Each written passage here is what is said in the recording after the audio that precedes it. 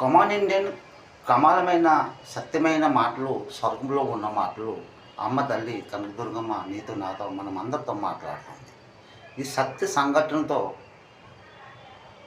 ఏమండి, సత్య సంఘటనలో ఈ ప్రపంచానికే శాంతి ప్రశాంతం సందేశం ఉంది ఇది.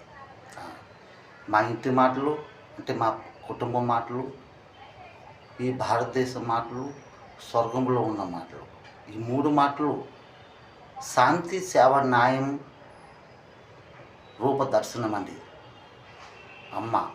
ఇందులోనే మన కలియుగ భగవంతుడు ఓం జై శ్రీ జగన్నాథ్ విశ్వరూప దర్శనంలో ఈ ప్రపంచానికి ప్రతి మనిషితో అంటే ప్రతి జ్ఞాని విజ్ఞాని ఫాస్టర్స్ పండిత్ ముల్లాజీస్ అంటే మౌండిన్స్ సిక్ పంజాబ్స్లో అందరితో సంఘర్షణ సంవాదం అంతర్గా మాట్లాడుతుంది.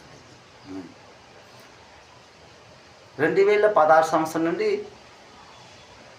హిందుస్థాన్ రాజధాని న్యూఢిల్లీ జంతర్ మంతర్ ఉందండి. అక్కడ మీటింగ్ అనమాట.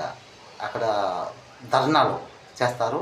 ఆ ధర్నా ప్రాంతంలో నా కుమార్తె రామాదేవి ఇప్పుడు ఉదయానికి పెళ్లి చేసి ఒక కూతురు పుట్టిందన్నది ఆమె, ఆ కుమార్తె 5 సంవత్సరాలు స్వర్గీయ శ్రీమతి ఇందిరాగాంధీ ప్రారంభంలో మాట్లాడింది. అంటే రూపం అసలు ఇందిరాగాంధీ రూపం కాదండి, అది ప్రారంభణ అలా ఉంటుంది అన్నమాట.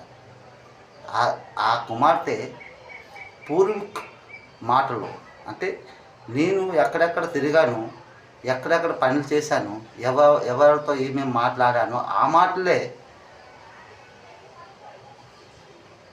మీకు చెప్పాలి. చెప్తే మీకు అర్థమవుతుంది ఈ కలియుగం ఖతమైపోయింది, మనం సత్యయుగంలో వచ్చామని. ఈ బుక్స్లలో లేదండి.